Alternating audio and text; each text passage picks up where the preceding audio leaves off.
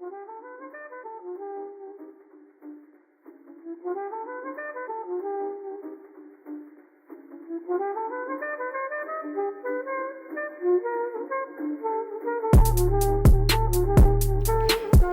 welcome to episode 5. I'm Naomi. I'm Gabby. I'm Danny. And this is 3 Blind Millennials. And today we have our guest, Britt, who is also known as Mrs. Fiscally Responsible on Instagram. And she is a financial coach, and she's here to talk to us about how she started her business and also how she balances life as a businesswoman and a wife and mother. Hi there. Thank you guys for having me. Once again, it's such a pleasure to be here. So I want to say thank you. Yes, thanks for being here. Appreciate it. Thank you. I'm so excited to share. So I am Brittany Charles, financial coach and owner of Fiscally Responsible, a financial coaching and literacy solutions company where I provide financial coaching, which is non-judgmental, to individuals on their financial journey, being able to coach them through and simplify their money issues in regards to providing instant and quick positive financial results. I also have a blog, which I share my journey on Instagram as Mrs.Fiscally And lastly, I'm a wife to my husband, Sam. And shout out to Sam. Thank you. Yeah, the wife hat is a hat that I wear every day, all day. Right, no breaks, no vacation breaks at times. And then I'm also a mom. I was in love with saying I'm a new mom, but now my baby girl is 1 year old. Aww. And I can no longer say I'm a new mom. No, that's still a new journey. Yeah. So, right. So I am a girl mom is what my new title is. And to my daughter, Ayla. Nice. Yes. And she's adorable. Beautiful girl for a beautiful name. Thank you. Thanks so much. Awesome. So unless Gabby has any particular questions she wants to start with. Usually we always like to start with like a deep question of the day, and more so the question is like, what hasn't school taught you? Wow, a lot. Right, I know, right? All that money to learn it all on your Start own. off by saying a lot. Although I did, I learned a lot too. But in regards to my business and what I'm most passionate about in regards to personal finances, I did not learn through school. Right. In college, I did not learn. I learned how to maintain and be able to get through college struggles. Right. But in terms of really being able to manage finances very fiscally responsibly, being able to learn more about credit and all the basics of personal finances, essentially. I like to really reference that question back to even before I went to college. In high school, and in my particular high school, I did not learn anything about money, which I regretfully regret. And I wish I would have. I'm so happy that nowadays a lot of the curriculum involves personal finances, and I totally wish that I learned that. Right. So that's a big key area. Had I learned it earlier, then I would be so appreciative. So that's what I like to reference, the number one thing I did not learn in school. Right. How about you, Naomi? What have you learned? Let's see. They didn't tell me about credit cards. Right. But my parents had really bad credit, so my dad started me off really young watching credit card documentaries. Yeah, I remember I was in 6th grade, and I was like, I gotta watch this, and my stepmom was like, Kyle, turn that off. She don't gotta watch that. He was like, no, she gonna learn about Oh, yes, I love it. The exposure early. Yeah. So, I mean, that kind of gave me a jump start into kind of like understanding what credit is, what it's used for, and based off of like the recession and what a lot of people went through with like really bad credit and debt and like bad house loans and all those things. I got like really good exposure to that at an early age, and then once I started it, like my Aunt Jen, she was kind of like, yeah, just get a credit card and use it strictly to buy things you're going to pay off just to build your credit, because like you need good credit to do anything, buy a car, buy a house, get an apartment, right? Correct. All those small things. So yeah, a lot of those things I just learned from like hearsay and other people who like went through some bad stuff and they told me like don't do what I did, and that was my manual. Awesome. Yeah. That's good.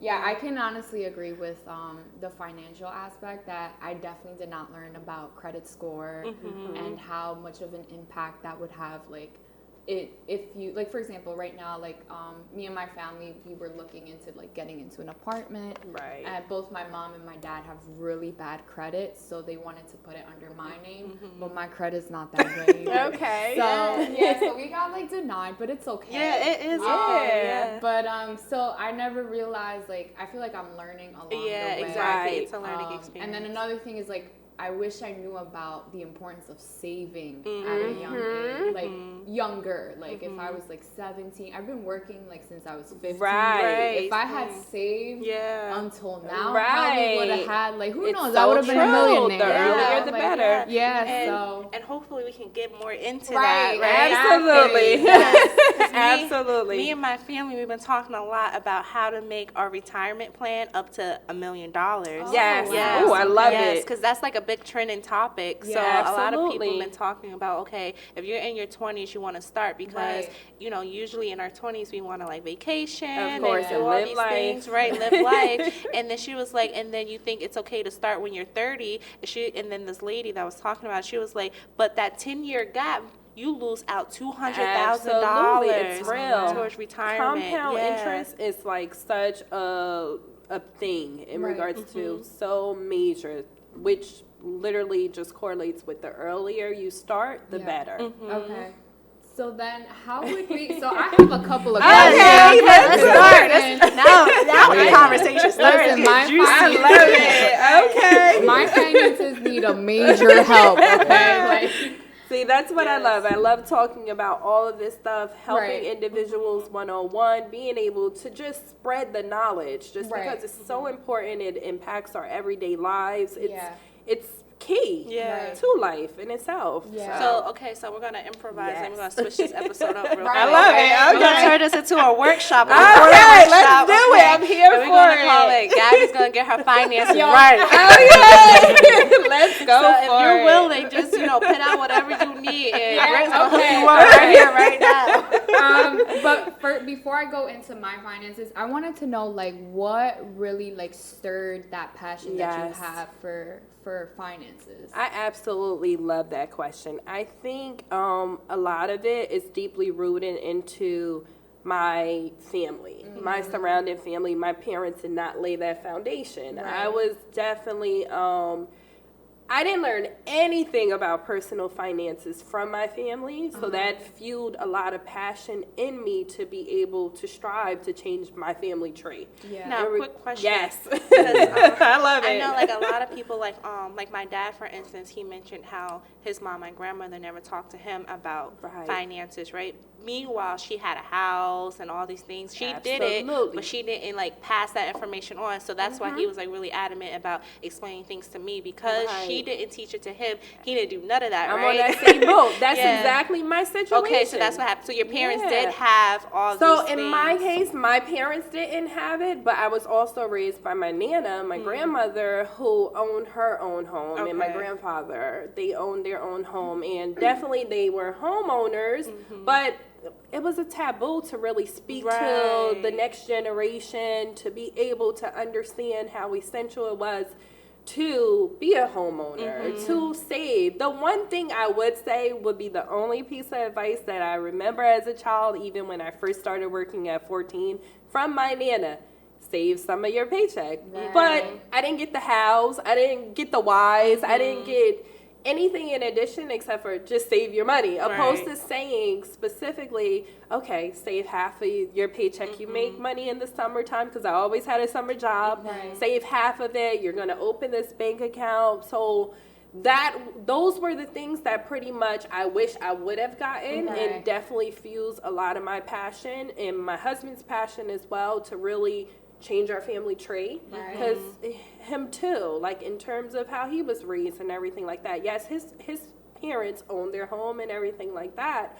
But in terms of really being able to be advanced and be more than just owning your own home. Okay, how are we going to pay off that home early? How we're going to invest? How we're going to make the wisest financial decisions? And now that I'm a mom, I totally am all about teaching my daughter, teaching the next generation, teaching as many people as possible, because it really is a thing within the community I was raised as well. This was not taught to us. So that's a lot of my passion too, to be able to speak to my community, be able to share as much as I can to be able to help that next person that's struggling and not know how to improve their credit, how to save, how to budget. Like it's such the basics that we don't know. Yeah, I know. And that's where I'm very passionate as far as spreading the knowledge, spreading the message, advocating for all of this. Yes. And I can definitely feel your passion because as you were expressing that, the lights turned off. There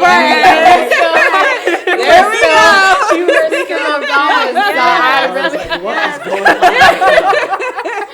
So I really commend you for like sharing that that vigor that you have toward helping the community, especially like in communities that are like run through the like poverty cycle and not really knowledgeable of how to get themselves out of that. So I think that's very beautiful, and I love how you have that teamwork with your husband, as you mentioned, which I feel like it's very significant and impactful as well. Absolutely. Yes. So then, what do you want to start off with? Okay, so what is the most simple plan into saving? Like if a person has no savings account and they're already struggling to get by, what do you suggest they start with? So I would recommend you have to pay yourself first. So you have to shift your mentality to pay yourself first, no matter what it is. Because at some point in time, as much as I hear it all the time, I just don't have enough money to save. It's always that excuse. But meanwhile, you do have enough money because you're buying lunch every day. So you can. So I believe if you set that as your top priority first, do it automatically. Do a pre-tax deduction. Make sure that you're saving through your employer, retirement plan, whatever vehicle you use, you have to make that your first priority. Making sure that is written out as the first step you're going to do as soon as you get money deposited into your bank account.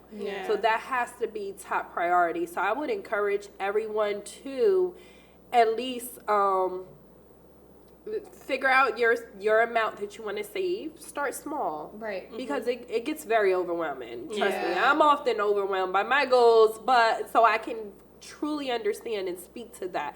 It can be overwhelming, so you have to start small and then just gradually change. So I would say if someone, and really it's really based upon like establishing ratios. So if you're someone that's making $1,000 every 2 weeks, decide to save $100 of that. You can start by saving 10% of that, but you have to shift the mentality that you can save, because so many people are quick to respond and believe that they can't.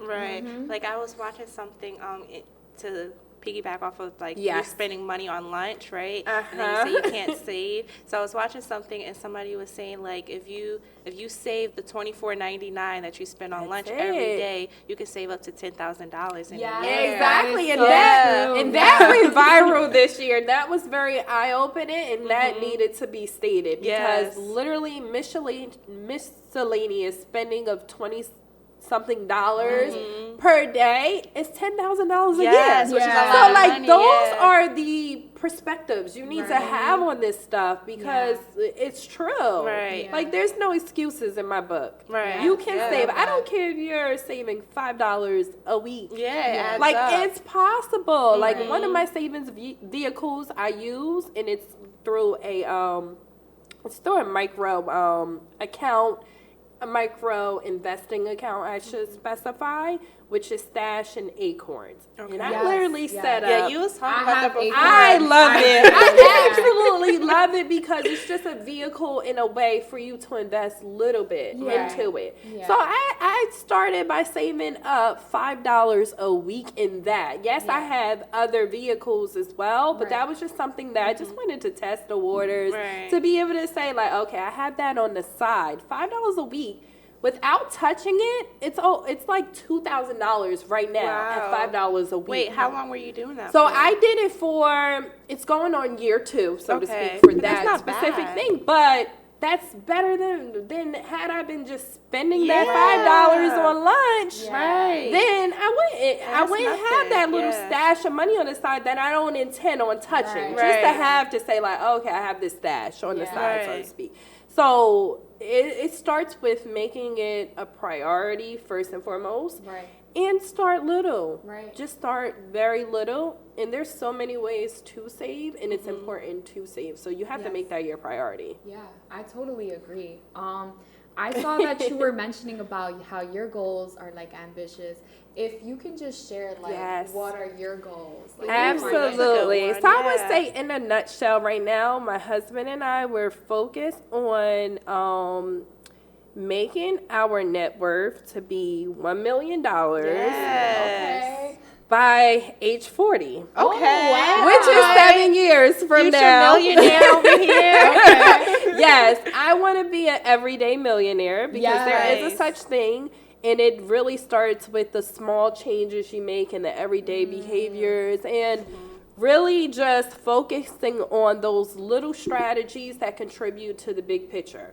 So I'm all about goal setting. I'm all about just mapping things out. Right. So this way, for one, it's motivational. For two, it just gives you like a clear tunnel vision to say like, okay, I know where I will be towards this goal in 2 years, so to speak. So I'm all about that with everything I do financially, even the clients that I coach and everything. I'm all about mapping out a plan so that it's crystal clear, written down on paper, because something about writing goals on paper, it makes it happen. I like it. I'm old fashioned. People Absolutely. have all this Vision board. I'm I'm totally about that. So it just makes it more possible, and 95% of the time you're going to reach that goal, or you're going to come at least close. Yeah. And that's all that matters. And something's better than nothing. Something is whatever better it than nothing, Yeah. because another philosophy I have is progression over perfection. Hey, okay. So Yeah. I'm all about Yeah. progress. I Yeah. don't care if you missed it a little bit. At the end of the day, you still made progress. Yeah. And you're moving in a positive direction, so that's what truly matters. Right. Yeah. Nice. So, Did I answer that question? Yeah. Oh, yes, you definitely did. It actually made me want to ask even more questions. I want to be a millionaire when I'm 40. Right. So you mentioned about like the everyday, like living as an everyday millionaire. Yes.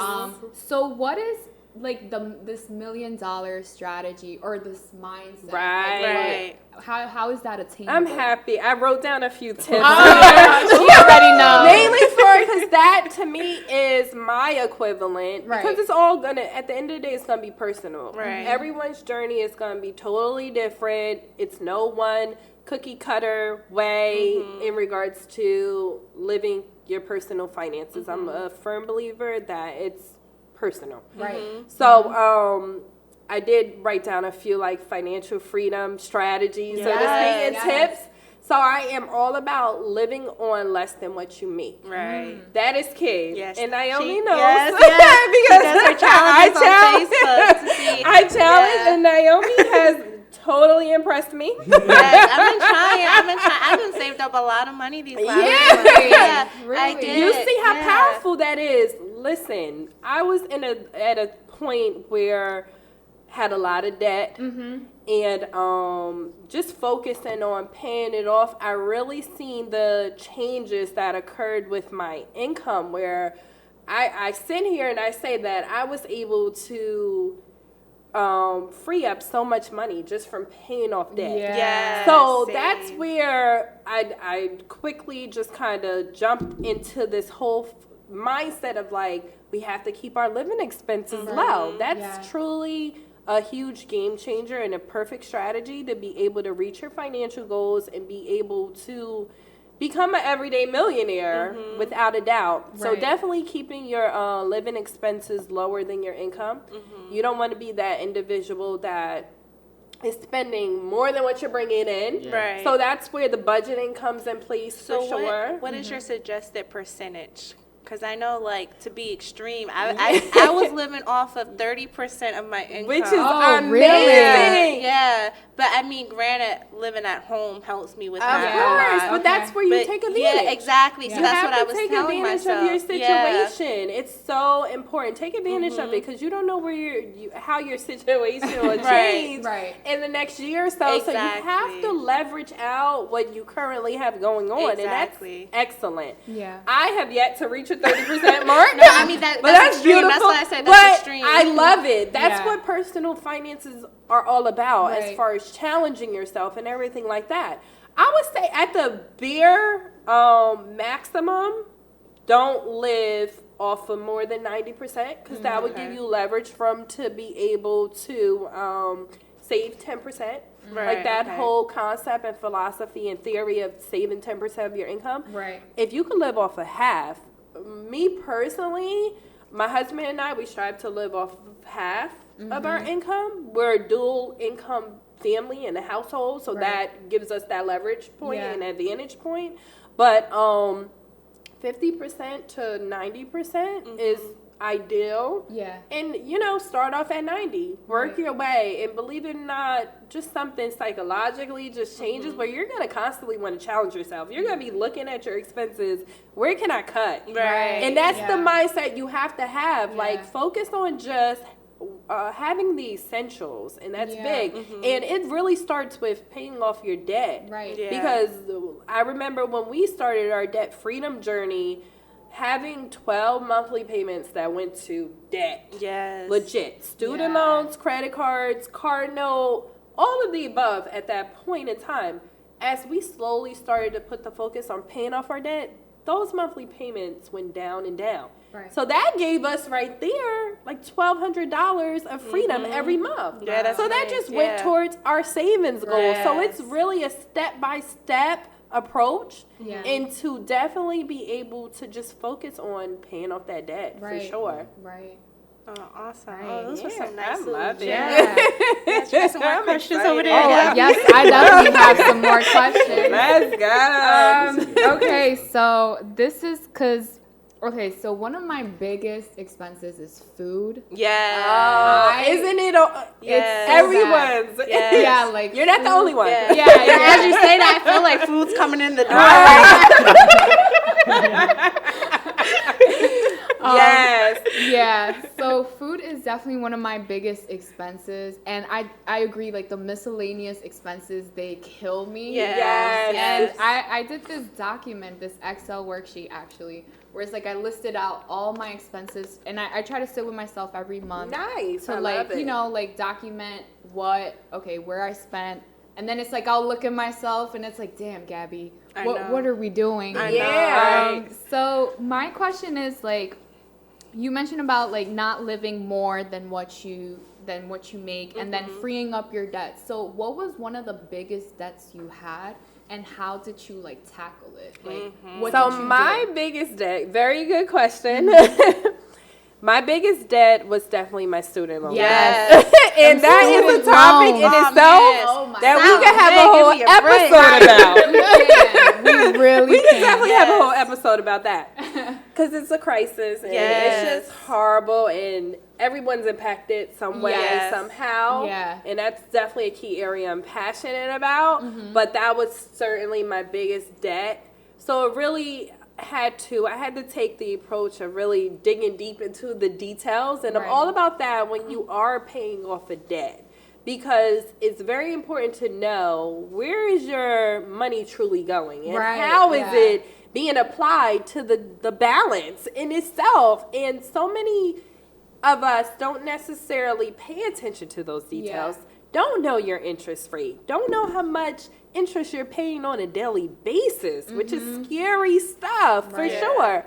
So it's very important that you do know your details with your debt And for me, it was a matter of, because I was very relaxed. I sit here in full transparency. I was, how many years out of college? I was about almost 10 years out of college, maybe a little bit more. No, 10 years, close to 10 years out of college when I got really serious about focusing on my student loan debt, because How much I became was yours? So at that point in time, it was $18,000. Okay, that's not I bad. graduated with 40, but Wow. I here and there, I always consider myself to be fiscally responsible in some way, but I really became very aggressively fiscally responsible in the last 2 years, I can say. Right. But so I graduated with 40. At some point in time, I had received like a bonus through work, so I was able to knock down some of my debt incrementally. Yeah, more than half. Paying it off, and then the monthly payment definitely applied, because it had been 10 years. We're talking a decade here. Yeah. So the moment I got very serious about my debt, because we were on the whole journey of just becoming debt free at this point in time. So it was a matter of me just looking at my details. And what was the most alarming detail for me is that pretty much the lender outlining to me that if I paid this very relaxed monthly payment, which I was, then I would be paid in full in 10 more years. I didn't want that. Right. Like, because in my mind, I did the math quick and saying, okay, so I'm going to be paying for this a total of 20 years. Right. Yeah. That's a mortgage. That's just crazy. Like, who wants that? It's such a burden. And plus, I felt like I already had my feelings and my emotions built up towards, I hate to put this on the air, but I wasn't even using my degree. And that's the case I for a lot wasn't of even people. using my degree, so I felt very strongly that way. So it was a matter of me digging deeper into my details, my lender's details, what their plan was, and me making sure I made my own plan with paying it off and looking at the interest details for sure. Right. And then really just being able, by us budgeting and effectively budgeting and zero-based budgeting monthly, allow me to know, okay, how much can we truly afford to pay above that minimum payment? Yeah. Because you never want to pay the minimum payment. Right, exactly. Whatever. If anything you can take away, don't settle for the minimum So you payment. finished paying it off? So I paid it off. So how long did it take? Right. So, thank How you. long did it So take? let me just say, the minute we focused and everything, we were already on our debt freedom journey as it was. It took 4 months to pay it off. 18,000. What job? That's a whole nother question. If I can apply. Let me just say, because our debt freedom journey at that point in time, we paid off close to $40,000 in 8 months, so to speak. So we really just utilized.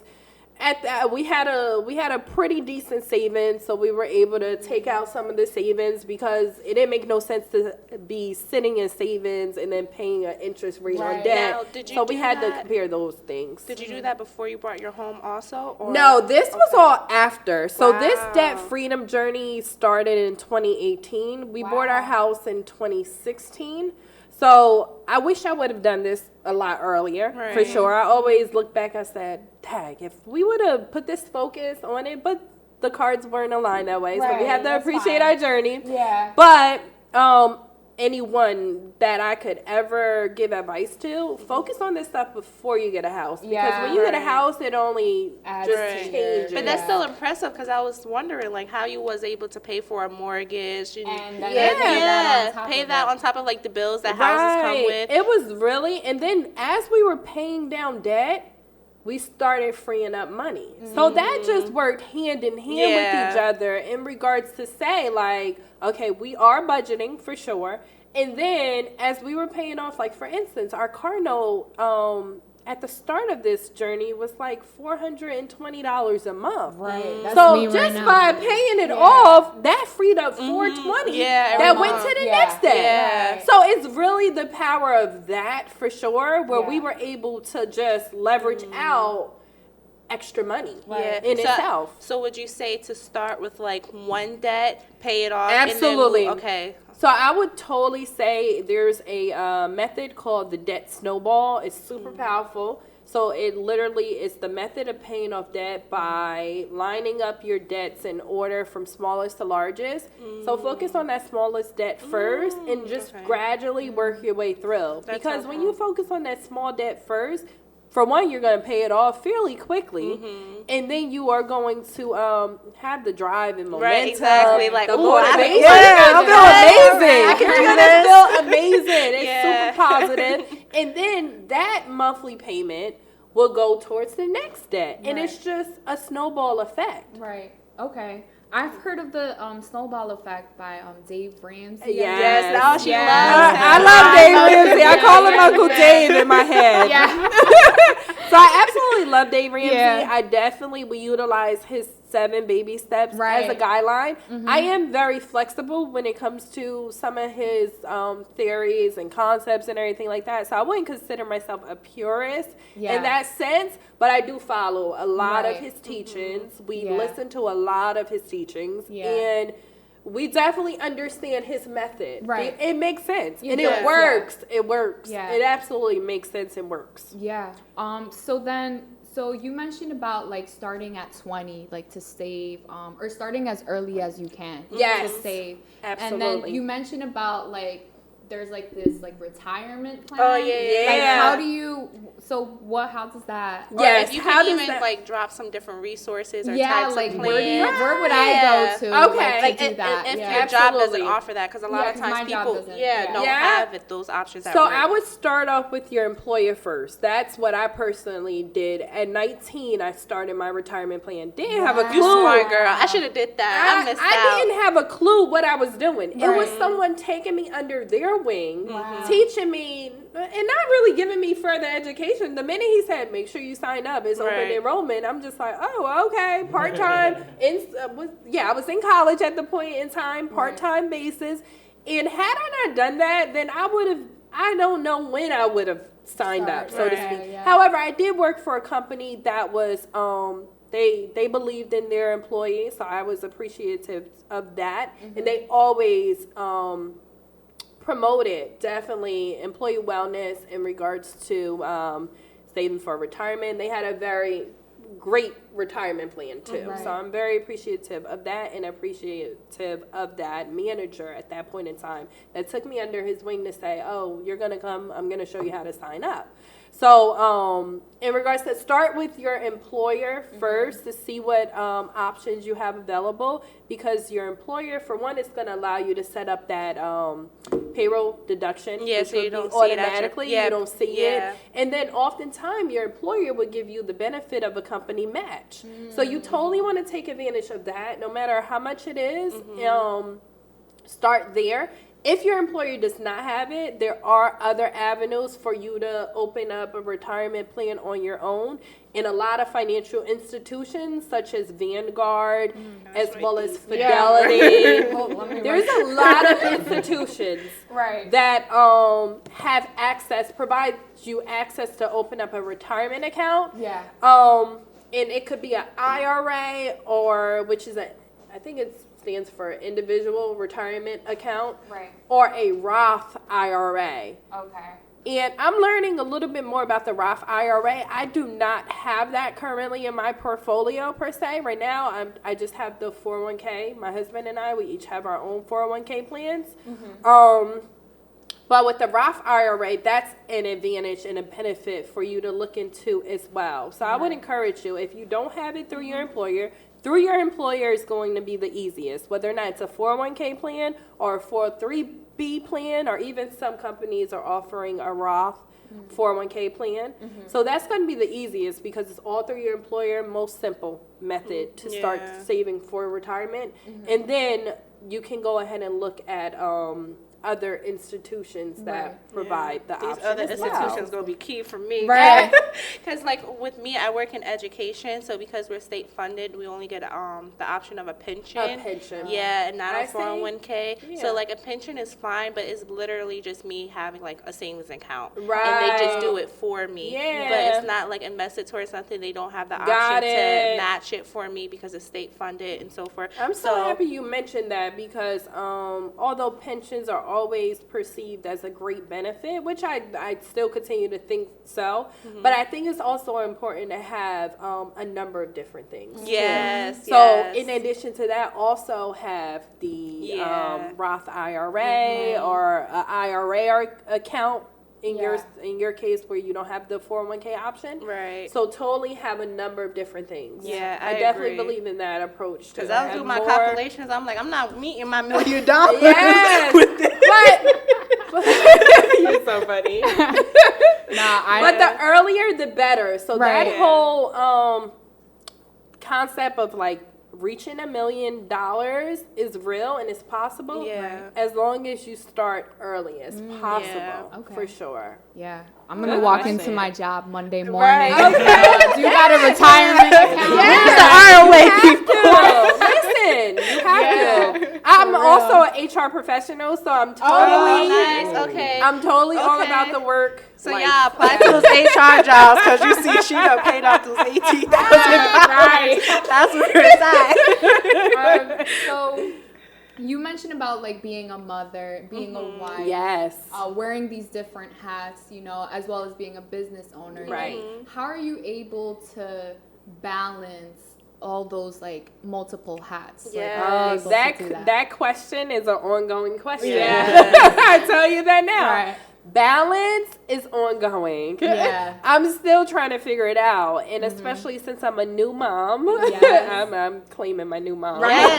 You claim it. That's right. Claim it. It is totally a ongoing challenge for sure. So my big thing, which I learned about myself in itself, was I thrive off of planning and I thrive off a to-do list. If I don't have a to-do list, then I'm in shambles. I'm all over the place. Right. So I definitely map out my month, so to speak. As soon as I know that we have a activity going on, I'm making sure I'm jotting it down on my calendar. That helps me manage out the month. I'm also big on weekly to-do lists because I need to see it visually and to map it out. Right. And then that just helps me flow better. I'm all about thriving off a to-do list. Right. And then also a daily to-do list is essential. Because otherwise I'll be all over the place. And my self-care is so important. And that's is a big important thing. That's the biggest thing that I'm always reminding myself about self-care. Right. One of the smallest changes that I made recently, because I'm still in like a startup mode. I am still in startup mode with building this company and this business too. So I had to figure out, okay, I can't get overwhelmed by wearing a million hats here. So one of the things that I really say helped me tremendously, starting for 2020 and everything, was changing my wake up time. So I love my sleep. Yes, so do I. I need because 9 I guess I hours. don't get much sleep no more having a baby and everything. So even before I had the baby, honestly, I love to sleep. I can sleep in. I just love my sleep. So one thing I had to really just shift, and I was like a night owl too, where I would stay up later and everything. But one thing I shift, which was game changing, was going to bed at a earlier time, literally not too long after my daughter falls asleep, because everything revolves around her. Falling asleep and going to sleep a lot earlier than my norm, and then waking up at before 5 a.m. And I can't. oh my God, Trying to do that for the let me just say, my husband, he has it on lock. Like he goes to the gym, he has it on lock, That's and impressive. he always had it on lock since we've been together for almost 7 years now. So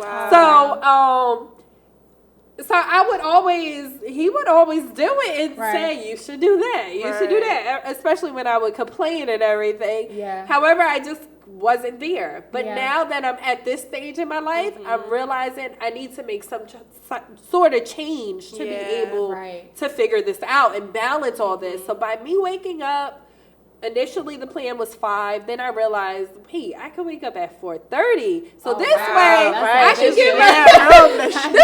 can get myself a half an hour, get my coffee, and not be like so much in a rush for the morning.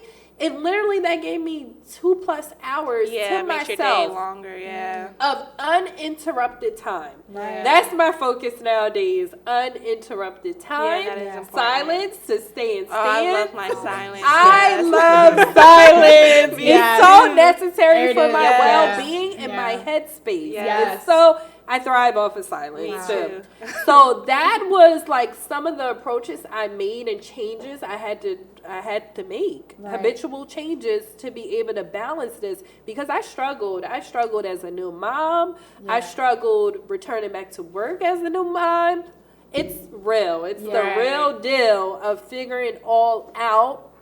And I'm still trying to figure it out. Like, I love speaking to other moms and other boss women that is thriving. I want to know what you're doing. Like, teach me. So being open to like different ideas too helps, but totally being able to like map it out and plan it. What does your typical day look like? Oh, that's a good question. that's I like that question. Give me because I can finally say, now that I'm focused, I can finally say what a typical day looks like for me now. So, yes. And last week I actually like journeyed through, like I actually recorded all this in a way, like tracked all this on my IG stories. Oh, wow. Okay. And it was insightful, and I was surprised by how many responses I received, because it's every day. It's a real thing. Right. So a typical day would look like waking up, in my most ideal day, I would say too. Waking up at 4:30. Being able to grab my coffee, whatever the case is, being ready and prepared to work on my to-do list for my business tasks at 5 a.m. Wow. So I'm working on business tasks, I'm working on content, I'm working on coaching plans and everything like that from 5 a.m. to about 6:30 a.m. Wow. Okay. So to speak, or maybe 6:45. I just extended it 15 minutes because I realized that was a benefit in itself. So at 6:45, my daughter's still asleep. She literally wakes up anywhere between 6:45 to 7. That gives me enough time to like prepare myself for the day, throw on my clothes, do my makeup and everything. By 7 a.m., let's say she wakes up, then I'm working, I'm getting her ready for her day, because we have to start at the daycare, drop off 7:30, so to speak. So I drop her off, then I head right to work, the office, and I'm working 9 to 5, so to speak. Wow. Okay. And then I try to get home at a decent time, depending on traffic, of course. So I have to factor that in. Right. And then what I do, and what I realized, especially when my daughter transitioned to daycare, was I need to leverage out an hour before I pick her up. I feel that. So I need my it decompress is time real. too. Yeah. I need to leverage that hour. So me getting home by 5-ish or so, and me having to pick her up no later than 6:30, I utilize that time wisely. Yeah. And that was my goal, like when I first found out what's the latest I could pick her up and all that stuff. What's the latest? Right, what is the latest? I am that mom, because it is so essential to decompress. Sometimes I'm decompressing alone. Sometimes my husband's already home from work. And it just gives us like a nice time to just spend, decompress. Yeah. If I have some tasks going on, then I work on that. If I have to do anything household-wise, I'm doing that during that time, prepping dinner, all that stuff. And then I pick her up, spend the hour or so alone. Right. And then I pick her up, and then it jumps right into spending the time with her. Being able, whether or not it's bath night, feeding her, of course, and just spending that time uninterrupted with her is very important. And then she goes to bed. Right now, she's kind of on a later bedtime, like 9-ish, so to speak. So we're working on that, trying to get that earlier. Or an hour and a half earlier. Sure you're not tired, girl. Because that would be great. And then, let's say 9 p.m. is our most common time. She's in bed, sleeping, everything. And then from 9 to 10, I try to wrap up. Right. I just incorporated getting back into the workout mode, so I utilized my 30-minute cardio. That's where I'm at now. Okay. Oh, wow. Somewhere within that window of time, and then I'm wrapping up as well. So that's what a typical day looks like. Wow, sometimes it varies, sometimes it doesn't. But that is my goal. In order for me to wake up early, I have to be asleep by 10 p.m. 10:30 the latest. So how many hours of hand sleep in do you hand. get? How many hours? So what is that? 6 That's hours or so? That's not enough for Right. me. I didn't think it was, but I had to make the sacrifice somewhere, and that was the biggest thing that I realized. Right. And when I make sacrifices, I always remember it's not going to be forever. Yeah, that's true. Yeah, and that's the perfect way to keep me motivated in regards to making sure it's not going to be forever. Yeah, that's my day. Now, when do you fit in time with you and hubby? Because that's a good question. Because you got to keep the romance Unfortunately, it goes by the wayside sometimes, but what we strive to do, I guess, from what we have done recently, we make sure that we leverage the time. If we're invited to a social gathering with other friends, then that's our time, uninterrupted with baby girl and everything. And we make sure that we spend that time, and it usually consists of enjoying our ride there alone. Talking. We talk a lot throughout the day, like over the phone. That's good. I'm realizing that's a lot of our communication over the phone. They was in talking between about the day. that, I think, on the Breakfast Club. It's like they said once you get married, you don't communicate anymore as you did in a relationship. They said, you don't text, you don't call, because you see them every day. And so they was asking like other married couples, but the guy, I forgot his name, but he was like, nah, I talk to my girl all day, every day. She was like, okay, well, you are not an average married American. But yeah, I was curious about that. Yeah, you cannot let that go. And I want to say we have a good understanding and a good foundation and understanding what we have going on, because my husband's very, very busy too in his role at work and with his career.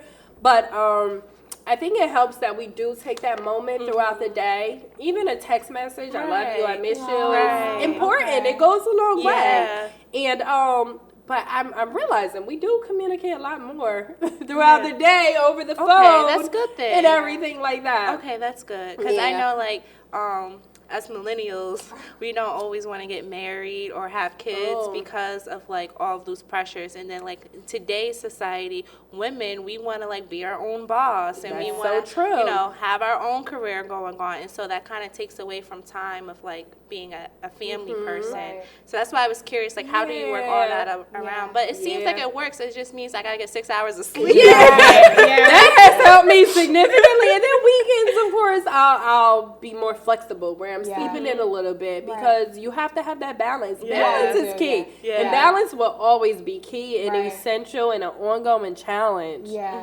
Yeah, I know, like, for when it comes, I've tried to wake up early. Like, I've invested in an alarm clock. The ones that like vibrate and like walk. And I've even like downloaded like a police siren. Wow, that's so funny. I love it. But it does not. It does not work. I don't know, like, I feel like it's like you mentioned, like you reached a state in your life where it's like it was a decisive moment where it's like this ends here. That was it for me. So that's what probably like that was it, because I tried a number of times in the past and it just wasn't my thing per se. But at this stage in my life, that's what is working. And that's what I have to go with. And it wasn't an instant transition here. Like I remember, you know, shifting my mindset a little bit. Like a month before the new year, so like December, and I would set the alarm clock with every intention on waking up. Did I wake up? No. I did not wake up. It took me weeks to finally wake up, and then I kind of went into this whole stage of like, okay, I could do this 2 days out the week, and then the next week do it 3 days. So it wasn't an instant thing at all. I had to take baby steps, without a doubt, because this was such a area for me which I struggled, and I always struggled with. But now I can finally say, like, I have been doing it. However, I am realizing a little bit more too, that I need one day, even out the week, to not wake up early. Like, so it's a matter of figuring out your balance for sure, and it's okay. You don't have to wake up early every single day, but maximize when you do and be able to figure out what works for you. That's the most important. And I feel like sometimes I've gotten deceived a lot, where it's like I'll see like, it's like, oh, wake up early, go to sleep at 2 a.m. and then wake up at like working Yeah. hard, always hustling. Listen, you still need your time. Yeah. You still need that. That's self-care. Right. Sleep is self-care. Yeah. Sleep is important because if you don't get your sleep, you're stressed out. Yeah, I know. It's just a trifecta. Yeah, you're not productive. Like, honestly, legit, I woke up some mornings at 5 and I just wasn't in the right headspace, but I just felt like I should have just stayed asleep. Right. So you have to figure that out, and it's okay if you wake up and you're just like, I'm going back in bed, because I have done that too, where I'm like, let me just lay down on the couch here instead of like jumping into it. Right. So you really have to figure out what works best for yourself. Yeah. Well, I feel like this was a great conversation. Yeah. I love it. Yeah, we appreciate the time that you took to really just like delve into our like finances and give us tips about how to, I guess, like tackle the beast. Yes. I say like my challenge moving forward, I'm gonna try to live on this 30%, maybe 40. Okay, 40, yeah, 50%. that's good. That's Of good. my means. Yes. I love it. Yeah, so I'm definitely gonna implement that. And thank you so much for your time. This was thank this you was guys. great. And follow her Yes. on Instagram. Miss Fiscally Responsible, Mrs. with a period, Fiscally Responsible, and same for Facebook, because Facebook is what she does the challenges. With I'm gonna get on that. Yeah, you gotta do it. That's why I be like 30% this month. So yes, follow her. Yes, thank you. Absolutely. Yes. So, So this concludes it. Yeah, this concludes it. And Thank you so much. Again, I'm Naomi. I'm Gabby. I'm Danny. And I'm thank you. Brittany. Yes, thank you for watching and subscribe. Thank you.